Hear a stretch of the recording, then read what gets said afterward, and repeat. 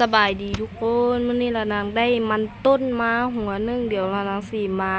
เฮ็ดต้มหวานให้ทุกคนเบิ่งนะแต่ตอนนี้บ่เห็นหน้าละนางก็อย่าเพราะว่าอันหน้าบ่มีคนจับกล้องให้เฮาสิมาจับเบิ่งตอนนี้กำลังปอกกาบเดี๋ยวไปเบิ่งตอนแล้วเนาะทุกคนเดี๋ยวไปเบิ่งหน้าละนางตอนแล้วนี่ละนางขอปอกกาบก่อนน้ำมันเริ่มฟดแล้วก็เอาลงไปต้มเลยนี่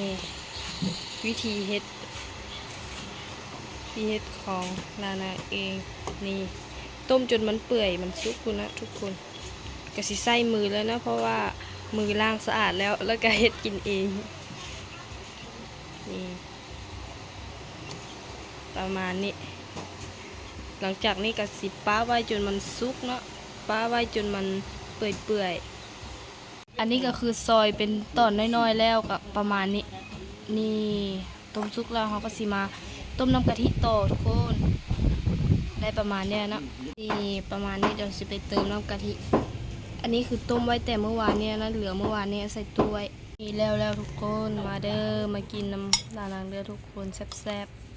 ๆนี่น่าอร่อยเติมน้ำก้อนลงไปนี่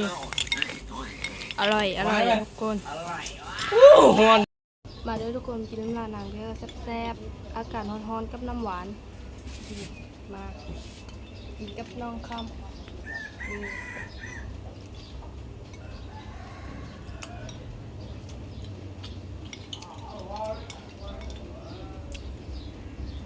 แค่กินเองก็แซ่บจริง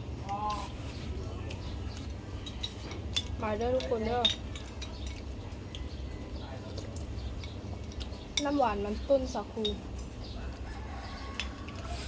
นี่คำอ้วนเอามานี่ได้2 ถ้วยกับคำคนละถ้วยทุกคนแซ่บแซ่บ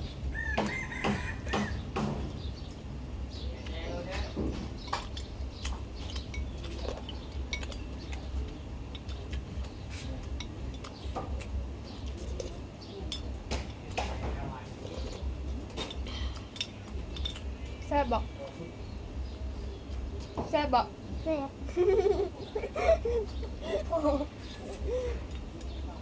คือแบบคือถูกบังคับเว้าน้องคำอ้วนนี่ไข่ขึ้นฮอดน้องคำอ้วนกับลานางบ่ส่วนนี่บ๊ายบายขอตัวไปกินกันเด้อบ๊ายบายเลยบ๊ายบายฝากติดตามนางแน่หาที่ตังเลยนางนี่เด้อ FC เบอร์FC คนหล่อคนงาม คนหล่อคนงามบ๊ายบายบ๊ายบาย